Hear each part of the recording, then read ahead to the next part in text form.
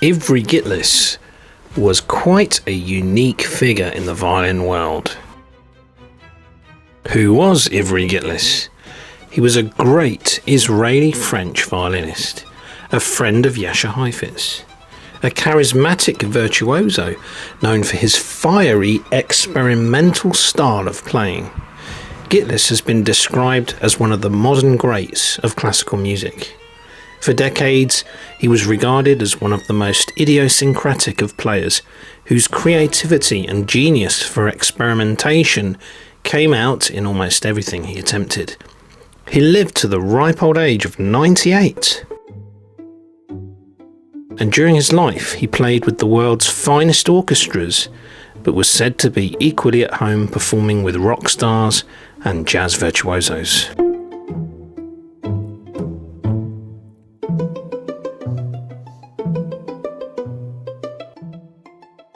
Heifetz never one to tolerate mediocrity and dogmatic in adhering to classical standards. Nevertheless, liked Gitlis. This surprises me, but also tells me that Ivry Gitlis must have had something deep inside him that was appealing to the greatest violinist ever.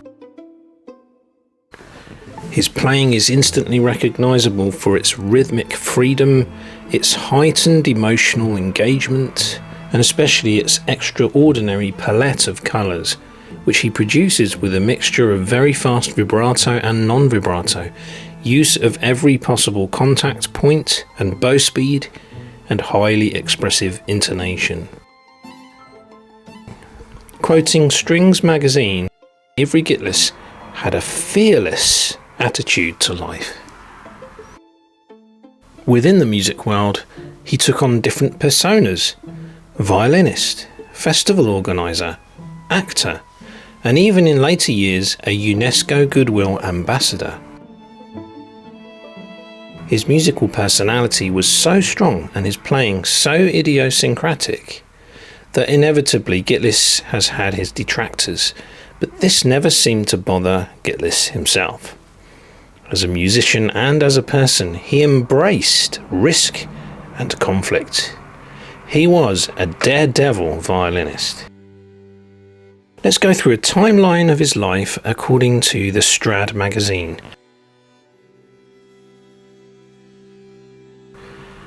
In 1922, he was born in Haifa, British Mandate of Palestine, now Israel.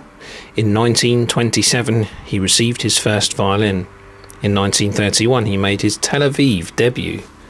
In 1932, he played to Bronislaw Huberman, who sent him off to study in Paris with Jules Boucherie. In 1934, he arrived in London to study with Carl Flesch. Between 1939 to 1945, during the Second World War, he worked in a munitions factory and later in the entertainment unit of the British Army.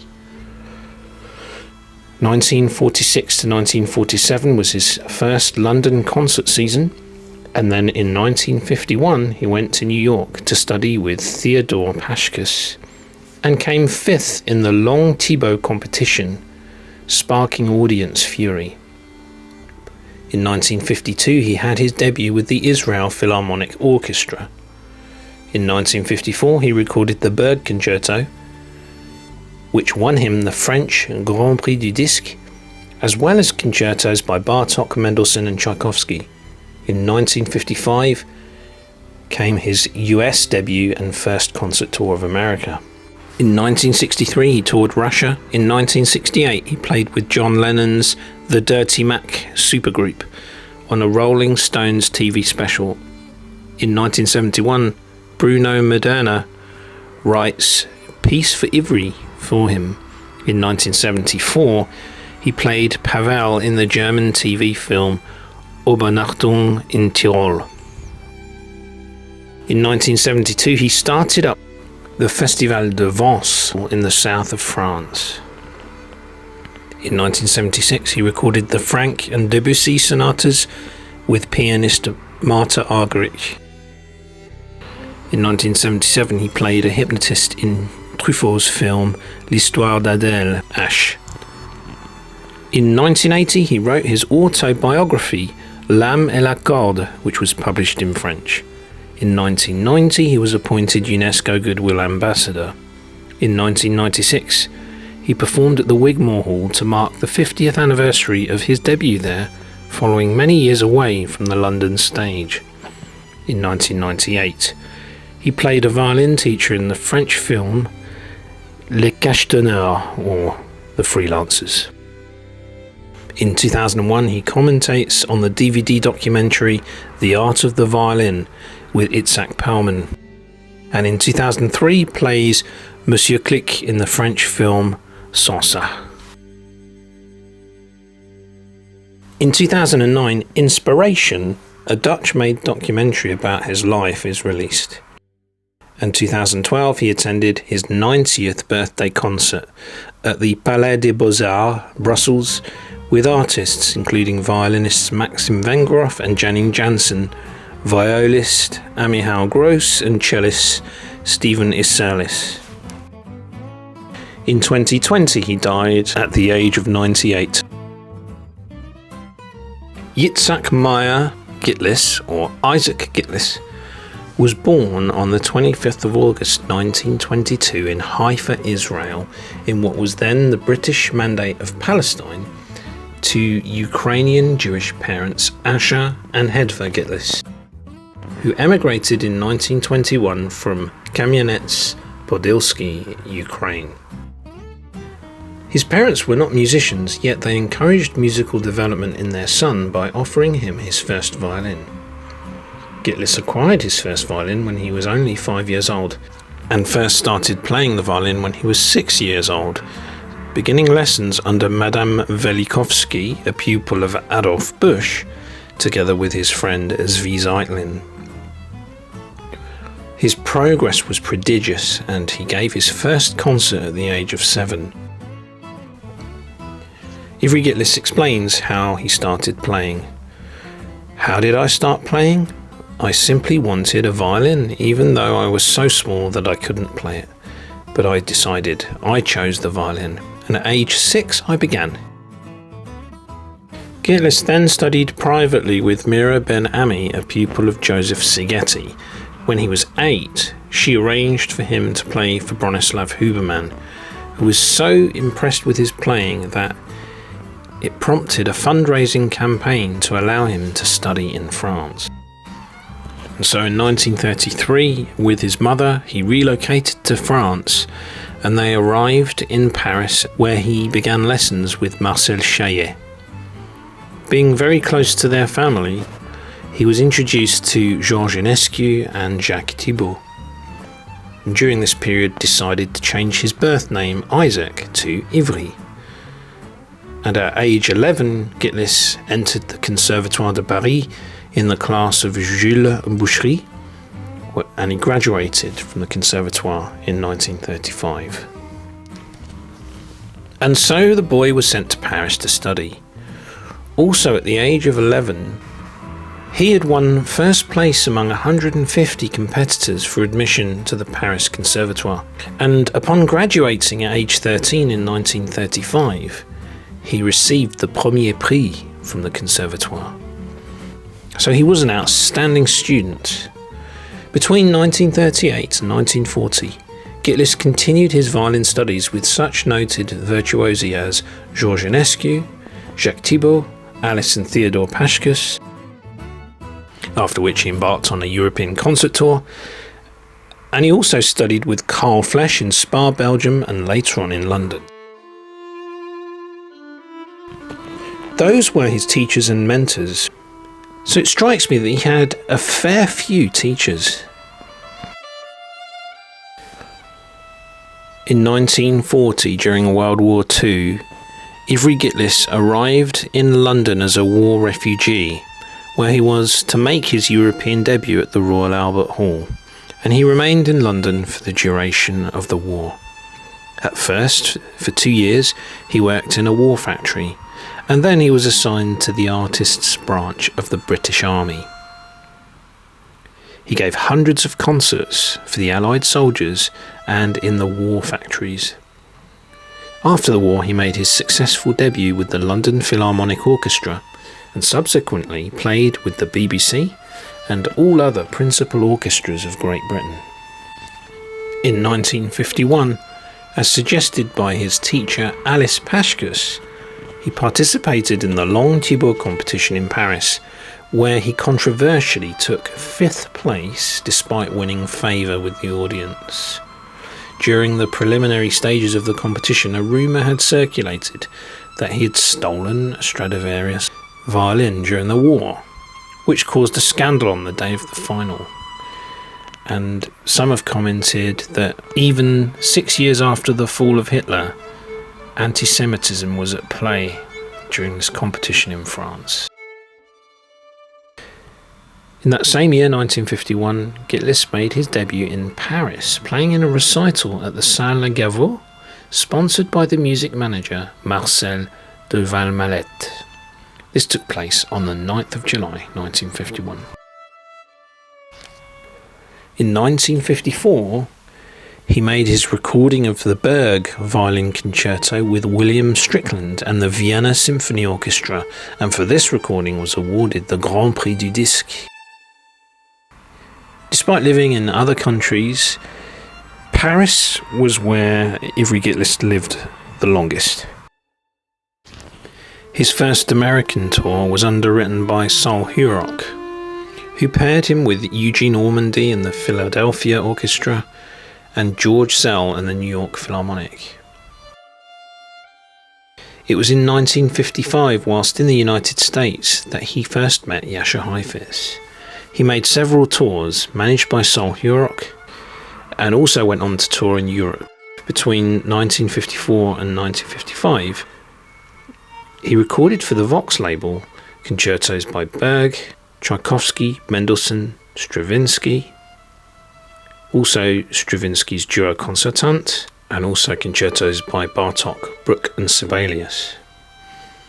His recording of Bartók's second violin concerto and the solo violin sonata for Vox received the Best Record of the Year award from the New York Herald Tribune in 1955. A small anecdote about Ivry Gitlis: apparently on one occasion he was in Havana playing the Tchaikovsky violin concerto so ferociously that all 4 strings broke on his violin and the bridge flew off into the audience. I've heard of a single string breaking, but all 4 strings breaking, I think maybe Gitlis holds the record for that. In 1963, he was the first Israeli violinist to play in the Soviet Union. He gave a series of concerts under the Cultural Exchange Program of the Soviet Union and Israel, starting in Vilnius on the 23rd of October 1963, and going on to give other concerts in Moscow, Leningrad, Kiev and Odessa. In 1968, he participated in the Rolling Stones Rock and Roll Circus film project, performing Whole Lotta Yoko with Yoko Ono and the Dirty Mac.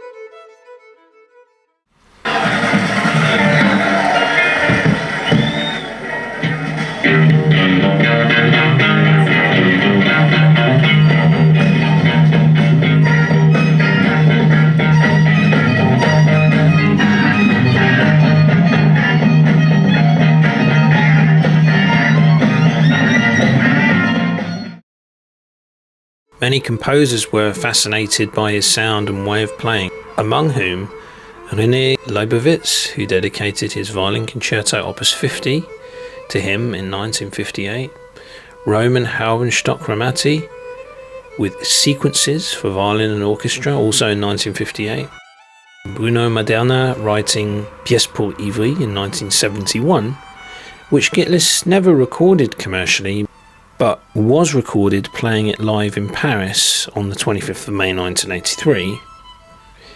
Then Yanis Xenakis with Mika, which Gitlis premiered in 1972.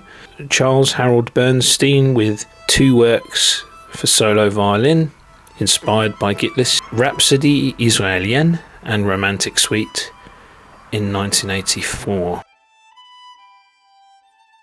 In 1972, Gitlis founded the Festival de Vence, Famous for its innovative programming, he was also the inspirer and organizer of the Saint-André de Cubzac, Alfortville and Bonifacio music festivals. In 1975, he undertook a dramatic role as a hypnotist in François Truffaut's film The Story of Adèle H. He often visited Japan during the 70s, where he was very popular. In the ensuing years, Gitlis became a revered and beloved presence in the violin world, though perhaps not for every listener. In 1990, when Gitlis was designated UNESCO Goodwill Ambassador, his stated aim was the support of education and culture of peace and tolerance. He performed at the opening event of the International Bioethics Committee's third session in 1995. Ivry Gitlis was a commentator along with Itzhak Perlman on the DVD The Art of the Violin, dating from 2000, which showcases violin performances and gives biographical details of many of the great violinists of the 20th century. In 2008, he became patron of the Paris-based association Inspiration, whose aim is to make classical music accessible to all. He was also a Fellow of the Royal Northern College of Music and was a distinguished guest of the International Master Course for Violinists and String Players at Cachette Island Music Centre.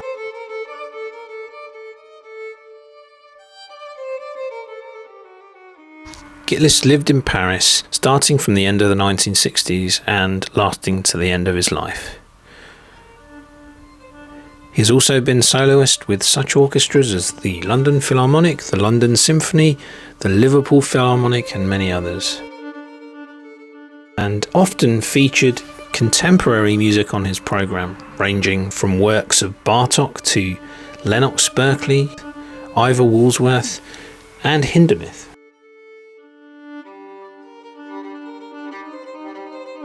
As well as playing the staple concertos of the classics.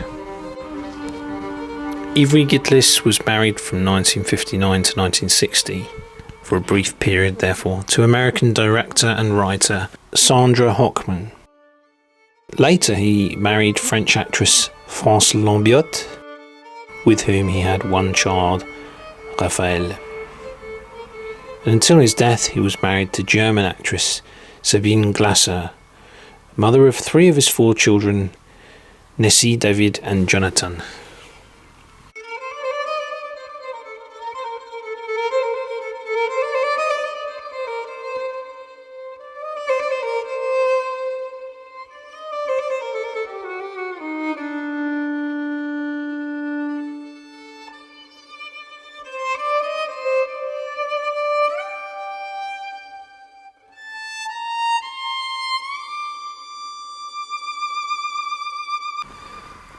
Although Gitlis spent relatively little time in the studio for a musician of his stature, his discography includes fine recordings of the Mendelssohn, Tchaikovsky, Stravinsky, Sibelius and Hindemith concertos, as well as concertos by Paganini and Paganini's Caprices, and showpieces by Wieniawski, Saint-Saëns and Kreisler.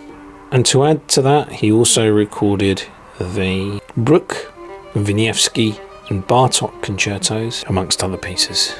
Ivry Gitlis has made music with a wide range of artists over the years, including playing music with Jascha Heifetz and Gregor Piatigorsky, and William Primrose, members of the Amadeus and Budapest string quartets, Isaac Stern and Leonard Rose, Stephen Isserlis, Troels Mock, members of the Hagen Quartet, Gary Hoffman, Misha Maisky, and Martha Argerich, with whom he recorded the Frank and Debussy sonatas. So he liked to collaborate and play with many different artists. Heifetz and Gitlis were professional friends and colleagues who occasionally played chamber music together privately, where Heifetz would often accompany on the piano. Among his unusual choices for collaboration were Yoko Ono, with whom he performed in the Rolling Stones' 1968 film Rock and Roll Circus. Maybe not one of his smartest moves, but interesting nevertheless. That supergroup included John Lennon, Yoko Ono, Eric Clapton and Keith Richards. He also jammed with Oscar Peterson and Youssou N'Dour. Ivry Gitlis has performed with the world's finest orchestras in Vienna, Berlin, London, New York, Los Angeles, Philadelphia, Toronto, Israel, Leningrad, Tokyo, Paris, Amsterdam, you name it, with leading conductors including Zubin Mehta, Daniel Barenboim, Yasha Horenstein, Michael Tilson-Thomas, Elihu Inbal, Charles Dutoit, to name but a few. His triumphant return to the London stage in 1996 after a long absence marked the 50th anniversary of his Wigmore Hall debut and was for many an unforgettable experience. Here are some comments made. His art is unquestionably well suited to certain corners of the violin repertoire. Few violinists can bring out the devastating expressionism of Berg as Gitlis can. And few can so well capture the blend of modernist urgency, folky earthiness, and rhetorical grandeur in Bartók's Second Concerto, played with Horenstein and the Vienna Symphony and Solo Sonata. Gitlis was also a renowned pedagogue, teaching and giving masterclasses all over Europe and beyond, regularly spending summers at the Mozarteum in Salzburg and in France, where he created memorable festivals. He carried on playing and giving masterclasses well into his 90s. Some other achievements include him being a frequent contributor to the cinema, both as a composer and as an actor, working with the likes of Truffaut and Schlondorf. When his autobiographical book La Mélancorde was published in 1981, this was to unanimous critical acclaim. As well as appearing in The Art of the Violin by Bruno Monseignon, Tony Palmer's 2004 film on Gitlis was premiered at the Prague Spring Music Festival, where it was heralded by the director Andrea Anderman as the best artist's profile I've ever seen. He was honoured in 2004 as part of the festival devoted to great violinists of the 20th century at the Louvre Museum in Paris. Ivry Gitlis died in Paris on the 24th of December, Christmas Eve 2020, at the age of 98, and had the honour of being buried at the Père-Lachaise cemetery. His grave specifically is located in Division 91 and is a notable memorial within this historic cemetery. I would highly recommend a visit to Père-Lachaise if ever you're in Paris. What about Ivry's violins? He played on different instruments at various stages in his career, including a 1699 Giovanni Battista Rogeri, which he sold to famed violin author Sidney Bowden. Some incredible violins such as the 1737 Chant du Cygne Antonio Stradivari and the 1740 Isaïe Guarneri del Gesù.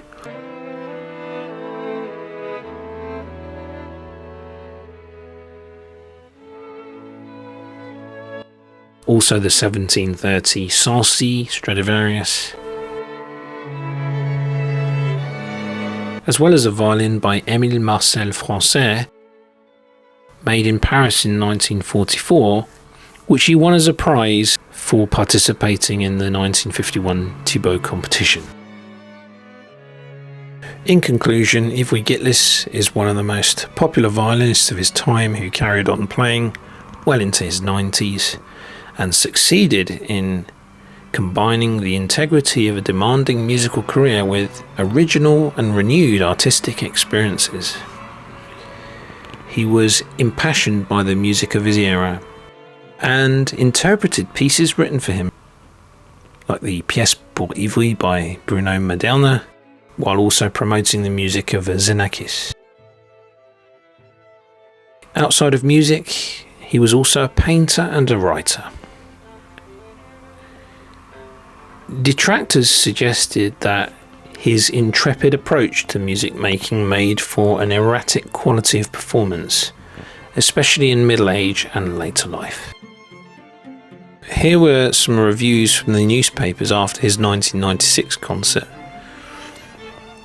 From Gitlis electrifies the Wigmore in the Strad to a performance rich in weird and wonderful gestures but staggeringly effective from the Independent, and From Gitlis, they heard only music, no praise can be higher, from the Daily Telegraph.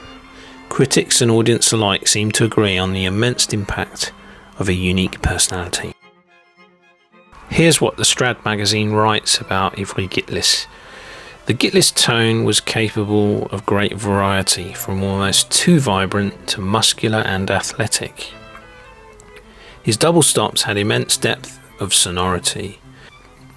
Ivry's sound was amazing and unique. Every note said something and conveyed a message. And because of his urgent need to communicate, it cut through, even when he was very old. In private, he was quite similar to how he was in public, full of life, humour, wisdom and charm. His main fear was loneliness, and alas, there was far too much of that in his last year. He loved to be surrounded by people. He was deeply affectionate. If you knew him well, you loved him, even if he drove you up the wall.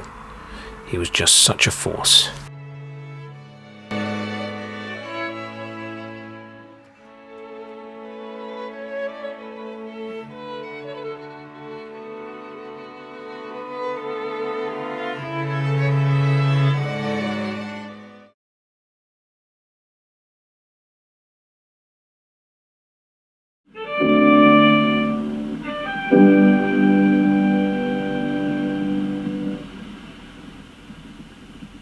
The plague of his life was Heifetz, because Heifetz was 10 years younger, and Heifetz was this and that, okay, and before Heifetz he was, he sold more records than practically everybody else. Elman suffered from Heifetz disease. Everybody suffered from the same kind of disease, which is, there is Heifetz,